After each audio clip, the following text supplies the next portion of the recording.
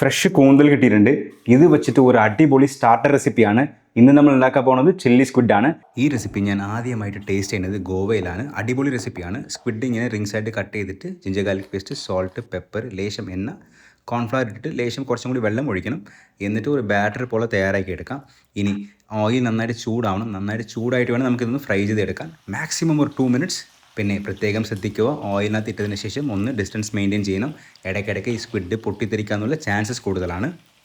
നന്നായിട്ട് ക്രിസ്പി ആയിട്ട് ഒന്ന് ഫ്രൈ ചെയ്തതിന് ശേഷം നമുക്കൊന്ന് ഓയിൽ സ്റ്റെയിനറിൽ മാറ്റി വയ്ക്കാം. എന്നാൽ ഈ എക്സസ് ഓയിൽ ഉണ്ടല്ലോ, അതൊക്കെ ഒന്ന് ഡ്രെയിനായി പൊക്കോളും. സ്ക്വിഡ് റെഡി ആയിട്ടുണ്ട്, നമുക്ക് മാറ്റി വയ്ക്കാം. ഇനി സെയിം ഓയിൽക്കകത്ത് തന്നെ ക്യാപ്സിക്കമും ഓണിയനും കൂടി ഫ്രൈ ചെയ്ത് മാറ്റി വയ്ക്കാം.